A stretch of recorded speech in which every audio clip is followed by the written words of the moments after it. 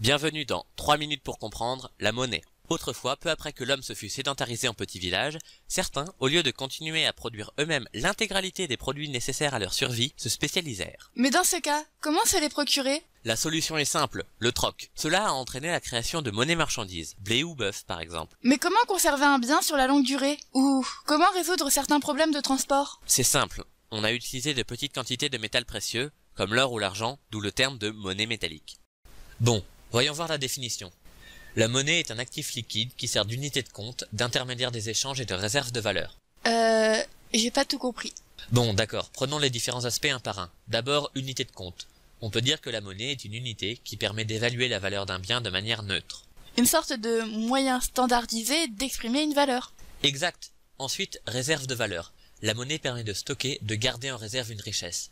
Par exemple, lorsqu'un agriculteur vend sa récolte, il obtient de la monnaie en échange.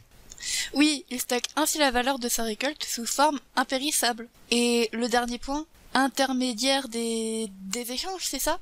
Oui, cela signifie qu'on peut acquérir, grâce à la monnaie, un bien ou un service de manière indirecte.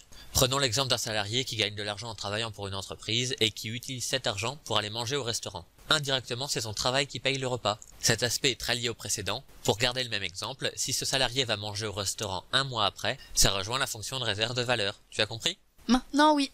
Après le troc et la monnaie métallique est apparue la monnaie divisionnaire, monnaie sur laquelle est écrit la valeur de la pièce. Une pièce de 2 € ne vaut 2 € que parce que c'est écrit dessus, et non pas parce qu'on a utilisé 2 € de matériaux. C'est le même principe pour les billets qu'on appelle monnaie fiduciaire. Un billet vaut 5 € car c'est écrit dessus. Ces monnaies reposent sur la confiance, car le coût de production d'un billet ou d'une pièce est inférieur à sa valeur. Les pièces et les billets ne valent pas matériellement ce qui est écrit dessus. Aujourd'hui, avec les avancées technologiques, un nouveau type de monnaie est apparu, la monnaie scripturale.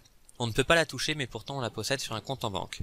Quand un acheteur paye grâce à la monnaie scripturale, via par exemple une carte bleue, son compte est débité d'une somme qui sera créditée sur le compte du vendeur. C'est la monnaie la plus utilisée aujourd'hui puisqu'elle représente 95% de la monnaie en circulation, autrement dit des paiements.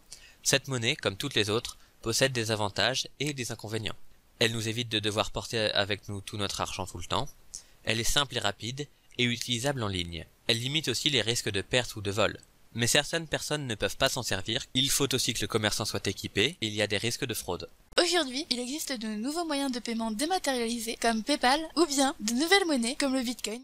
Le Bitcoin est une monnaie qui permet de payer anonymement et sans frais. C'est une monnaie virtuelle mais convertible en dollars, euros, etc. Pour finir, reprenons un grand penseur de l'économie, Bernard Maris. À la question « À quoi sert la monnaie ?», il répondait « À rien, si ce n'est à faciliter les échanges ». Merci d'avoir regardé cette vidéo. Au revoir.